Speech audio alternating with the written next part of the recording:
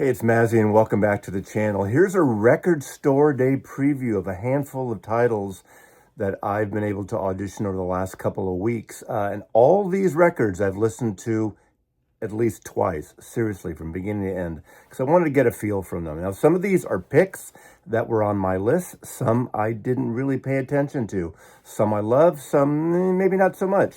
But I'm going to give you a preview. I thought about ranking them, but it's hard to rank something you've only heard once or twice.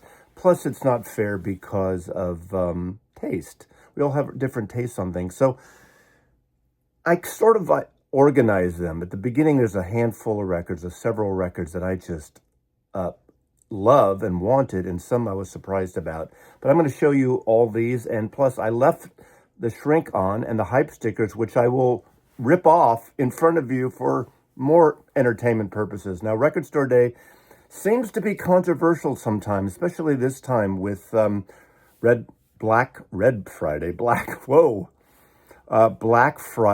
because it's a smaller record store day than the big April one. It always has been. And also there's a little bit of a chitter chatter all over the webosphere about independent stores, the smaller stores. I'm not going to get into that. Now, that is a discussion, and a few stores actually reached out to me, and because of that, and we've had some back and forth, some praising Record Store Day, somewhat, but with some criticism and some just trashing it. So I'm not going to get into that. I'm not a retailer. It's up to the retailers to present their stories if they have the balls to do that, or if they feel it's appropriate. I do want to talk to some record stores. There's one locally that reached out to me that I may talk about it in the future. We'll see. But I'm going to go through this. I'm going to start out with the record first.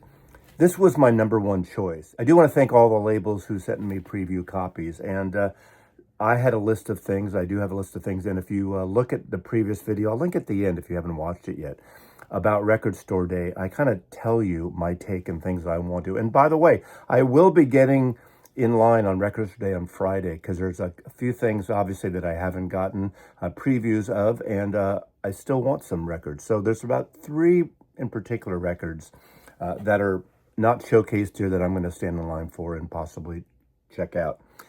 The number one record on my list, this is Freewheelin' Bob Dylan. Now, obviously, this is a release from Sonny.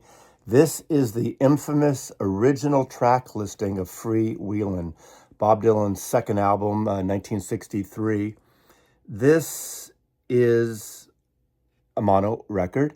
This has 4 tracks that were originally removed from the track list just prior to release. Apparently test pressings had gone out, and apparently there's a handful, I don't know how many, that were pressed and are extremely rare out in the wilderness. And I'm not as familiar with that, but I listened to this one about 5 times, and I just love this. Now, there's no replacing the original Freewheelin'. This isn't as good as the original Freewheelin', but as a historical significance, this is an important release. Very much like some years ago, they released the other version, the original version of Blood on the Tracks. And I think that's where Sonny and the Dylan people really kind of do a great job at these releases. Now, I don't know all the prices on all these. All I know is this is $24, which I think is really good. The only thing about that, Sonny, Dylan people, raise the price $3 or $4 as he's telling you to raise the price, because there's no poly sleeves. Every other of these jazz records have poly sleeves. Put in a poly sleeve, and I would say up the weight of the cover. Make it substantial. Make it archival. Charge $27 or whatever it would be. Probably not even that much.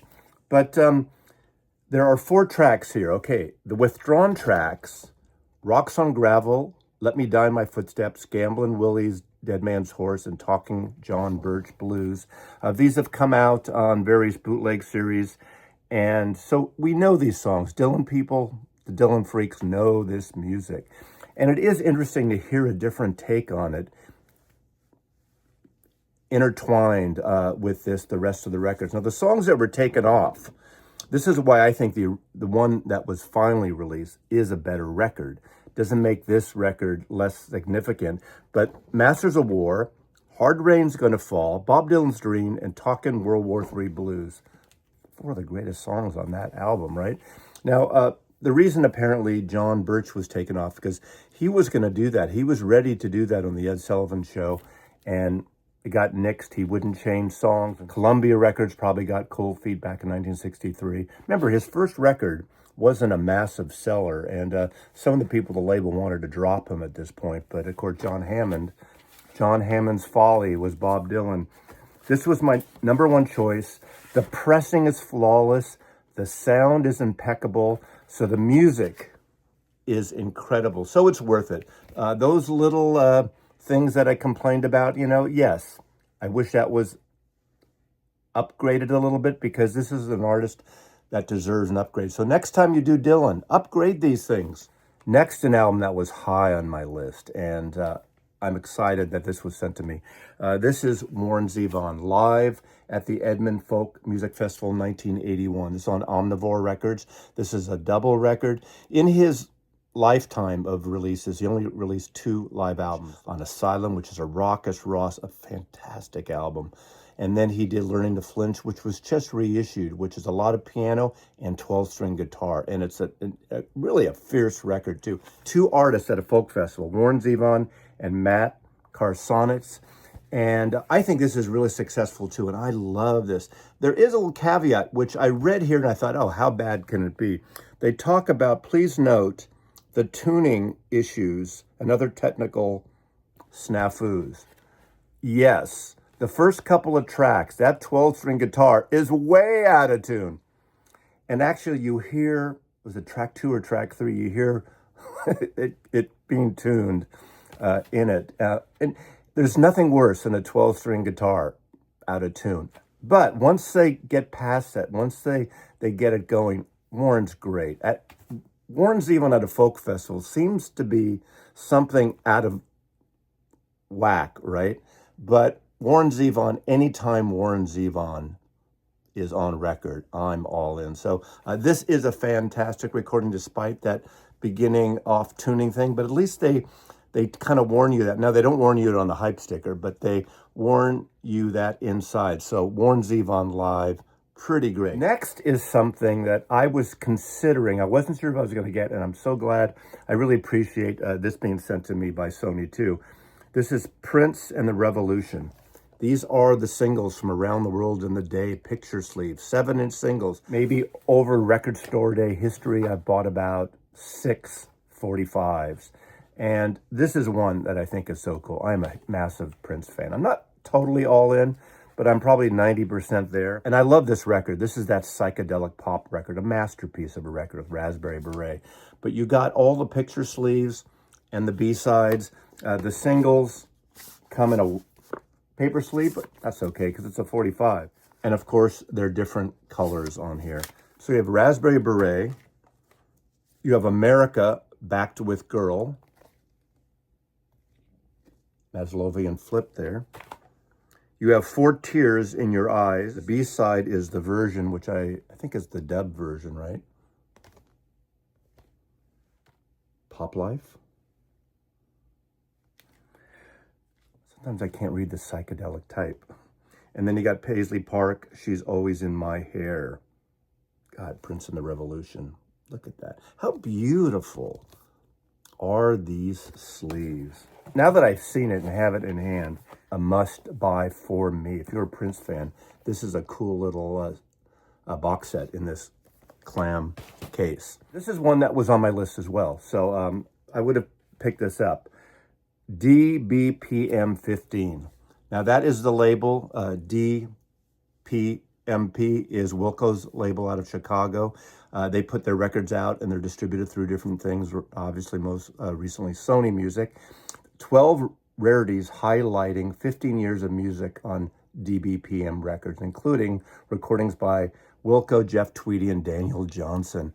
This is such a great listen because it's a comp. It has things, one-off singles from motion pictures, from live at their warehouse in Chicago, their studio, their loft, a handful of Tweedy solo things, It's got a Daniel Johnson performance from 2017 in Chicago with Jeff Tweedy backing up, and he's covering Casper, the Friendly Ghost. If you don't know Daniel Johnson, look him up. An incredible artist, I'll leave it at that. Really great. There's a great cover here promoting the album Wilco Schmilko of What's So Funny About Peace, Love, and Understanding, the Nick Lowe track.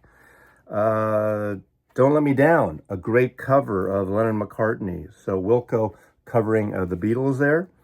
You got Say You Love Me. This is Jeff Tweedy's solo acoustic version of the Fleetwood Mac song, Say You Love Me. That's cool. And Christmas Must Be Tonight ends it, a solo touring band of Jeff Tweedy. So a great mix of Tweedy, Wilco-related performances.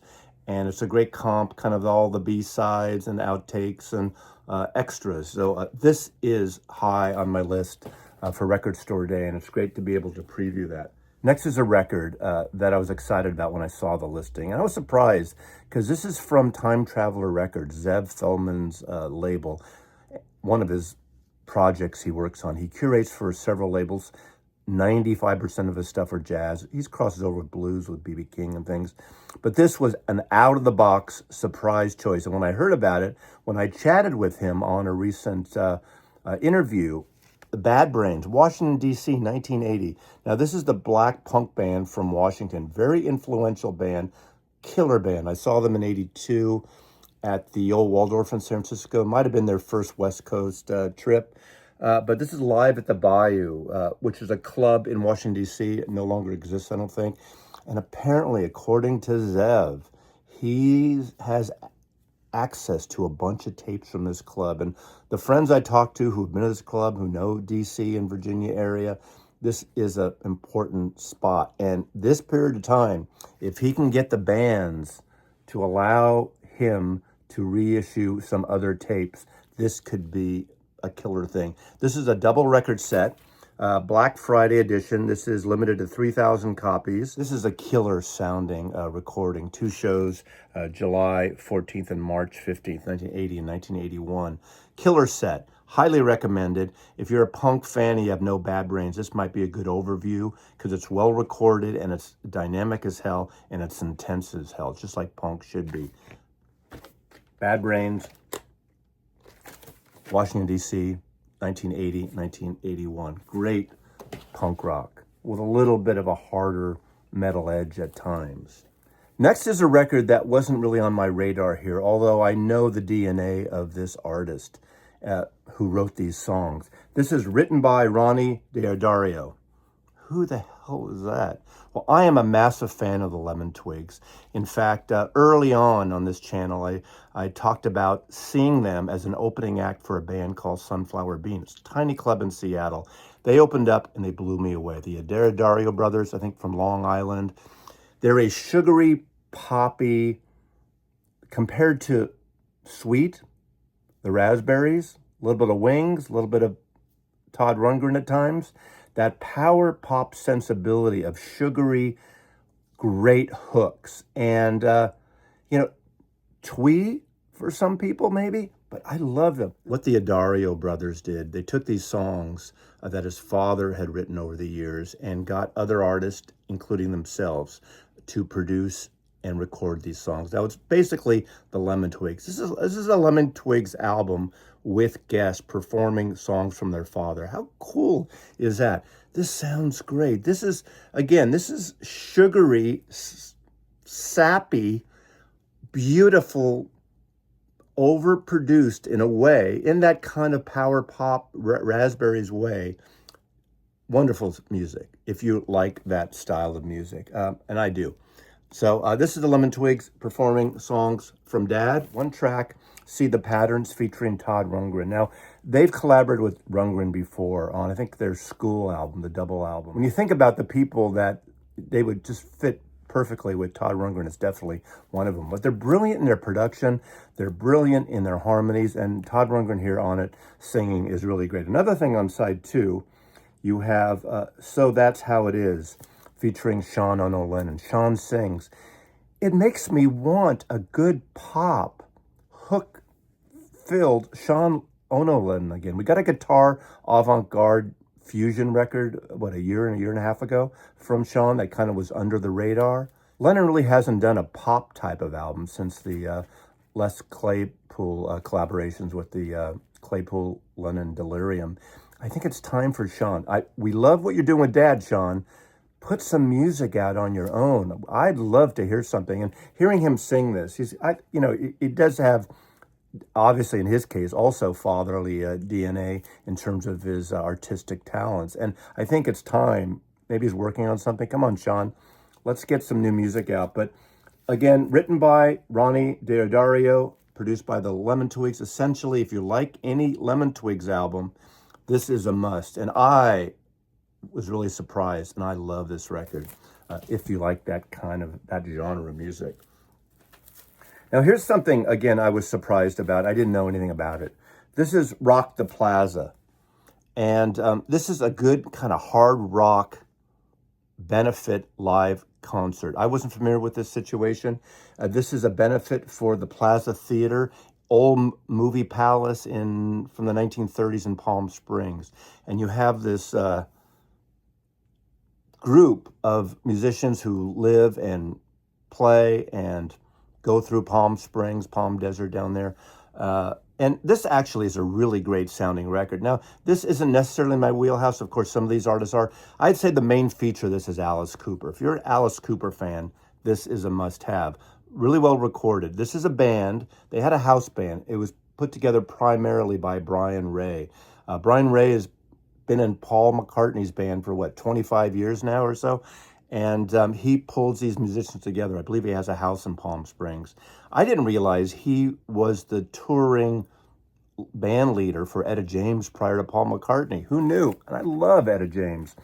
But you get hits and you get all these other people. You get Joshua Homme on here from the Queens of the Stone Age and Eagles of the Metal, whatever they're called or something. Of course, you have Paul Rodgers from Free and Bad Company on here. And they each do some of their hits, but they do some out-of-the-box choices, but that fit in terms of Palm Springs. Obviously, side one, No More Mr. Nice Guy, I'm 18, School's Out with another brick in the wall, kind of a back-to-back overlap, which is kind of a cool version of it. They do Let's Dance, and there's two back-to-back tracks that make sense here because raising money for this theater, remember the whole Rat Pack and the Palm Springs and the Sinatra going back to the 1950s into the 1960s, there's Something Stupid, a collaboration duo there, and these boots are made for walking. And then, of course, I Got You, Babe. Of course, Sonny Bono was the mayor of Palm Springs post-Cher period. So this is a cool record, cool rock record. It's a 2-record set. There's some other songs, obviously Can't Get Enough by Paul Rodgers, Feel Like Making Love by Paul Rodgers, Rebel Rebel, and My Generation All Right Now. So you do covers of their tracks and a few other kind of classic rock tracks. You can think of this like at the end of the Rock and Roll Hall of Fame where everyone jams and plays together, but they're tighter arrangements. It's not that jammy free-for-all where there's nobody knows who's playing and everyone does a friggin' solo for 20 minutes. This is well arranged and well curated. Again, a rock and roll tour show in one piece. Comes in a single sleeve. It's double record set. There is an insert here that tells you the whole story of this. That's an interesting record. And if you're a rock and roll fan, that's a nice release too. Next, we get another Zev Feldman release. This is on his Time Traveler series. Again, he's done a bunch of different labels here. He does things for Resonance that I have here, does things for Elemental. This is a B.B. King record. He's done I think this might be his third. I'm not quite sure. I have one other one, but this is, again, a great live broadcast, possibly as a radio broadcast. Live in Sweden, 1968, there's a set, and then the other disc is from 1973. Really well recorded. These were cut by Matt Luthens at the Mastering Lab. And what's great about the way Zev curates his releases, they all have these inserts or booklets, the various, interviews sometimes, just overview information of the project, what's involved, who plays on it. and of course the great blues player B.B. King at the height of his popularity. Remember, after all the kind of the British blues scene of the late 60s, B.B. King and Albert King and Freddie King and all the Kings, and the blues really kind of heated up. So another cool release from Time Traveler, B.B. King, live in Sweden. Next is another jazz release, and this is one that was under my radar, although this is one of my very favorite jazz artists, and this is Lester Young. This is a live radio broadcast. These are 1951 and 1952 live at Birdland, one of the most famous clubs out of New York in the jazz scene at that time and place. Now, these are transcription recordings, I believe, that are maybe less than audiophile, but I tell you, this is where the performance matters. I am a huge fan of Lester Young because of his really soothing tenor sax playing. Obviously, the pork pie hat he always sported was a great thing. Goodbye Pork Pie Hat, that great song dedicated to Lester Young. This I found was one of my favorite listens, all this. Even though it's not a modern day, think of the Charlie Parker recordings of the 1940s into the 1950s. Think of that period, that bebop period before hard bop was happening. This is killer music on here. You have Lester Young, Cyril Haynes, Gene Ramsey, Joe Jones, Jesse Drakes. Segments of 4 different sets on here showcasing this great music. He was a player with the Count Basie Band prior to going on his own, but Lester Young is one of the most important figures. I am really into this kind of period of jazz of obviously I said Charlie Parker, Lester Young, Ben Webster, and it doesn't seem to get a lot of love in these parts here. Everybody wants the modern, the 50s and beyond, just perfect recordings. But when it pertains to the music, these are the kind of things that are important. So this is one of my picks, one of my favorites of this pile here, musically. I love it. So that Lester Young was put out by Liberation Hall, as was this one.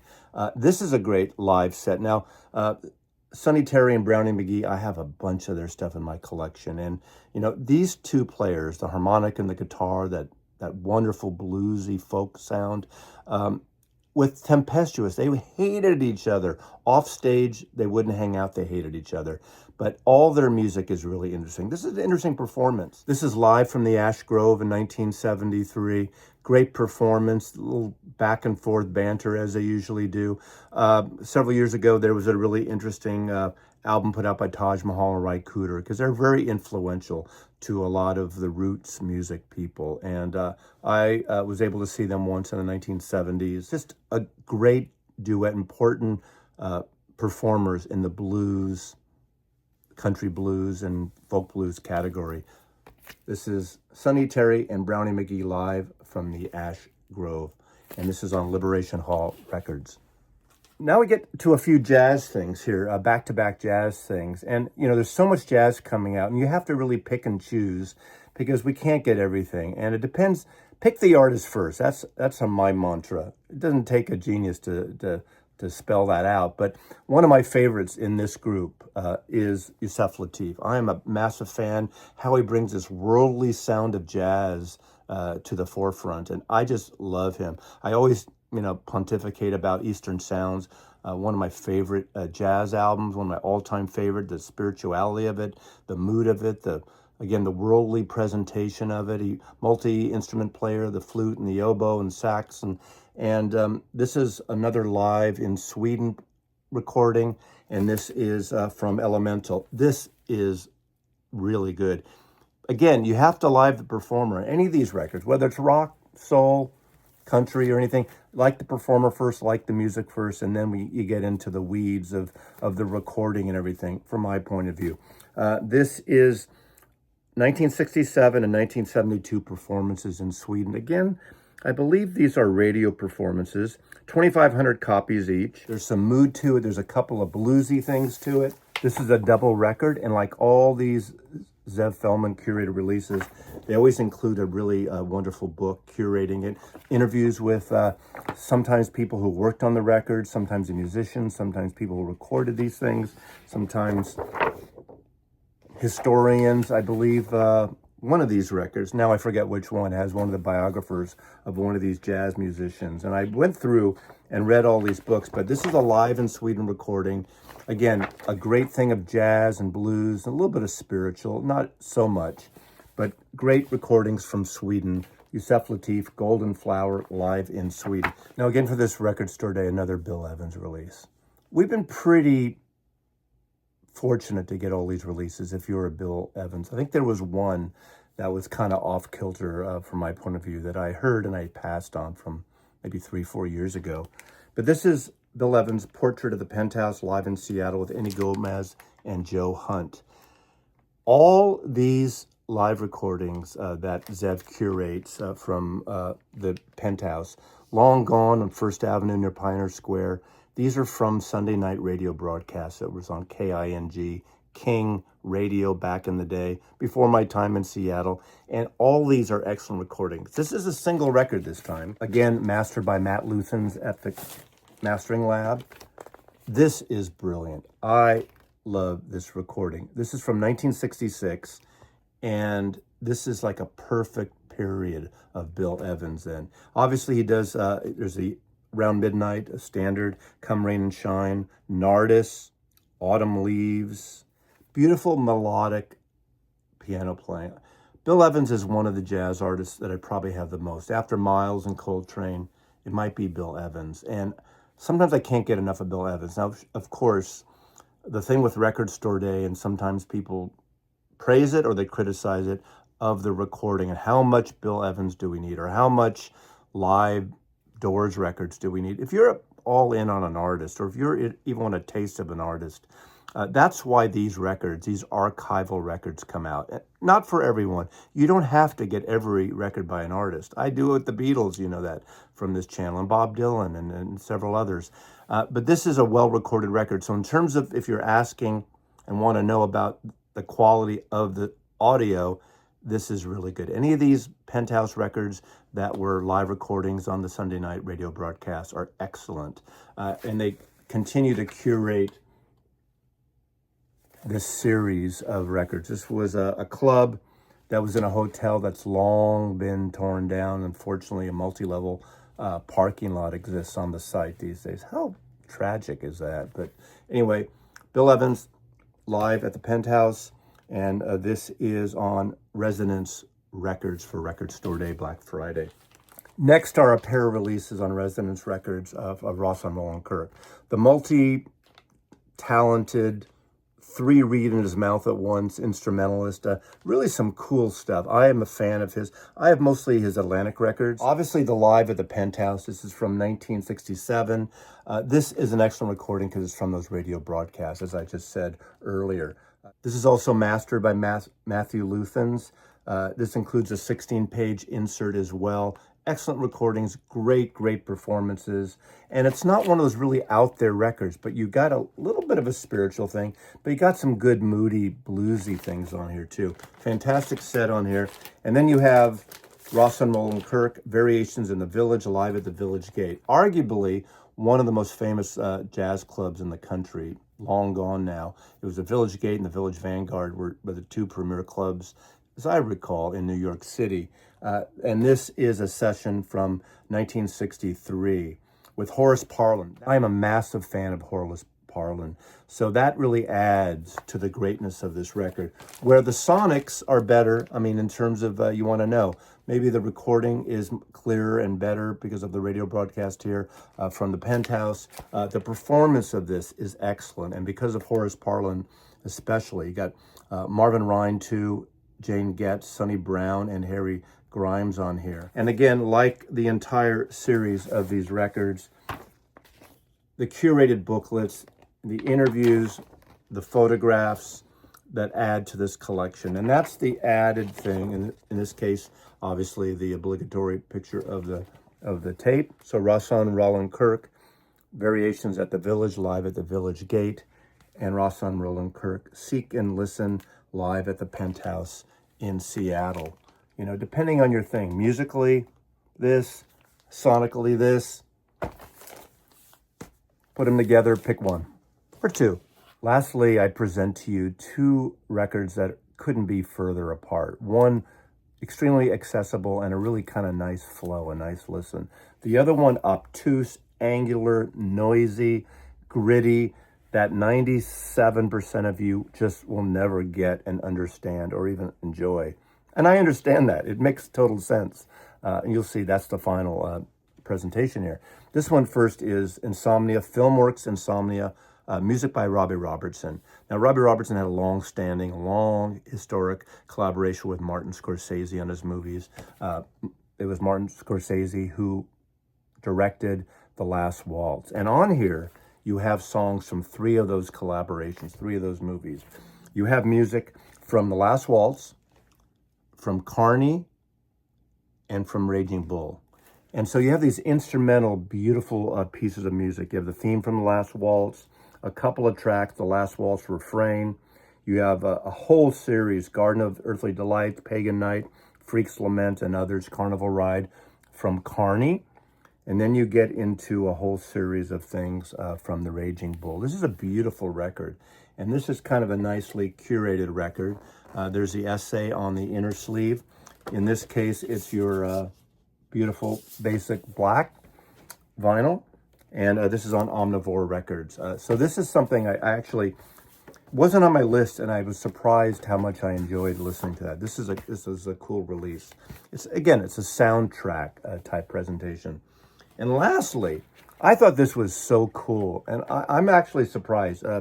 This came out from Sonny, and I kind of chuckle before I even present this to you. This is Power to Consume, Metal Machine Music, Volume 1. Volume 1! You know what that means. This is, in a way, a tribute, a performance. This is new recordings. Obviously, this pays tribute to the 50 years ago, the album that came out, that classic, abrasive, over-the-top Lou Reed album, Metal Machine Music. The record that people just can't stand, and noise and electronics and guitar amp noises that go on for 20 minutes. And I mentioned on my channel some years ago, actually last year, at Record Store Day, Sony put out a reissue of Metal Machine Music. They changed the cover, which was interesting. I'm fine with it. But several years ago, I grabbed that CD from my Lou Reed box, and I put it in my car while I was driving to Portland. And actually, it was kind of interesting, and I kind of got it for the first time in 50 years. And I have the album. I have an original copy of that album. And it's one of those albums like, maybe not, it makes Trout Mask Replica sound like a Seals and Croft record in comparison to Metal Machine Music. But this is some really avant-garde, modernist, noise, industrial artist. They each have a side, and they each perform music that is influenced by that. They don't cover it. I don't even know if you can cover it. I think some orchestras have covered Metal Machine Music, some performance art pieces. I love about this, there's this beautiful little booklet in here, Power to Consume. There's Thurston Moore, of course. He does drone consonance, and he is obviously the founding member of Sonic Youth, so you know what to expect there. Again, Sonic Youth is basically, again, like a pop band compared to this record here. You have Aaron Dillaway, Psychic Motor Disorders, experimental musician and composer, and he does some interesting things on here as well. You have Drew McDonald, a former member of the experimental collective Psychic TV, and a pop industrial band, Coil, of course, and I have some music by Coil. And then you have Mark Solitoff, another modernist industrial composer, musician. And then you have the Rita. The Rita, his real name is Sam McKinley. He's known, his moniker is the Rita. And on here, he's a pioneer of harsh noise wall music. And that's what this is. And there are interviews with all the musicians here, the people that participated in it. I played this all at once. And the running joke is I took one of the sides off, and I actually, while I was playing it, I vacuumed my house during it, which wouldn't be far off to the experience of this record. This is a record that, now that I've heard it, I would probably put it on my list just because sometimes certain performance art, certain industrial music, certain things like this that are out of the box. Do I need this? How often am I going to pull it out? That's an honest question. The honest answer is not often. But when you're in the mood to do something, this is a cool ass release. Even more surprising that it's put out by Sony Music, a major label putting out this, of something that's so esoteric, so minimal in production, maybe, and not production's the word, minimal in scope, but thrashing in in the performance of it. And it is something that could get on you. It is something that, you know, if you were in a Soviet Russian prison camp, they would blast all night with the lights on. But there's something enduring about it, something that always makes me laugh. When I've seen performances like this over the years, I've gone to industrial presentations, you have to be in the right mindset for it. I'm probably spending more time than I should on this record, but I just want to convey to you that there's probably 5 people watching, depending on how many people watch this video, that will buy this record and get this record. And I'm not going to tell you everyone should have it. You know, it doesn't even have poly sleeves, but you'd expect that in a noise record. Who needs poly sleeves? Who needs this to be protected, really? Because any aberrations you get on the vinyl are just going to maybe add to the patina of the noise presentation. So that's an exhausting presentation of some Record Store Day stuff. So I hope you have a good Record Store Day. Whether you stay at home and ignore it, go to your used shop and support a used shop that does a new drop, just enjoy the music. It comes down to the music on all these releases. But I just want to give a presentation. I've done the work for you on these particular releases. So thanks again for watching. Put your comments in below. I'm expecting people to talk about Cash Grab and it's a dump and there's nothing good there and, you know, you're a shill. But I want to present music and I want to showcase some records. Thanks again for watching. Bazzy loves you.